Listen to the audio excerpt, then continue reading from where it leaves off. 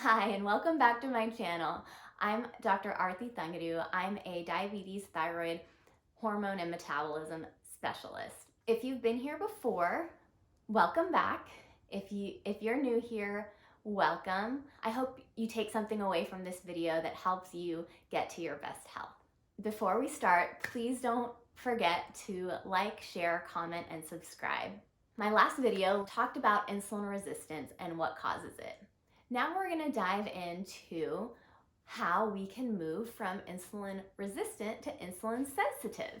The first piece that I want to talk about, because it is just so important, is diet. So science has actually not demonstrated that there is one ideal diet for diabetes. This is actually a good thing. And the reason that I think it's a good thing is because people are different. People have different cultures, different backgrounds, different likes, different dislikes. And so we can adjust our diet, no matter what we like, to a diet that works with diabetes, that improves diabetes. So there are some foods to focus on, and there are some foods to focus on eliminating. What foods should we focus on? Whole grains, legumes, fruits, and non-starchy veggies. Those four food groups are very healthful. They're full of fiber, nutrients, phytonutrients, and can help prevent diabetes and can help improve blood sugar if we're already dealing with diabetes. So everyone always asks, well, what is a whole grain?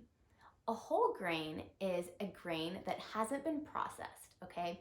So when we have a whole grain, it is intact. It has all three parts of it. Importantly, it has a lot of fiber. Now, when we process a grain, like make brown rice into white rice, most of the nutritional value is removed and we're left with mostly starch. So that skyrockets the blood sugar. Now, when we have an intact grain, we have fiber that can help blood cholesterol and blood sugar. And also fiber makes you feel full. So choosing the whole intact grains over processed refined grains is a great place to start. Some people ask, well, what is a legume? Well, legumes are beans and lentils. These can be used as meat substitutes or for a protein source that doesn't contain animal products. Legumes also have a ton of fiber too. And then fruits are pretty straightforward. I don't have any fruits that are off the table. Interestingly, since fruits don't have any fat in them, most people have a blip in their blood sugar that goes up and then usually comes down relatively fast. And then non-starchy veggies. All non-starchy veggies are on the table. Starchy vegetables, they can be used in moderation. For most people, they tend to raise blood sugars more than the non-starchy ones. So filling up on these fiber-rich foods is really beneficial. I like to focus on those things, the things that we add, the things that we fill our plates with, the things that we can learn to love. There's so many creative chefs out there putting out amazing books and recipes published online that it's really not hard to find plant-based recipes. Sometimes it's hard to decipher, well, is this really healthy or is this not? And that's why I'm here. You can always ask me. Foods to avoid. 1, highly processed foods.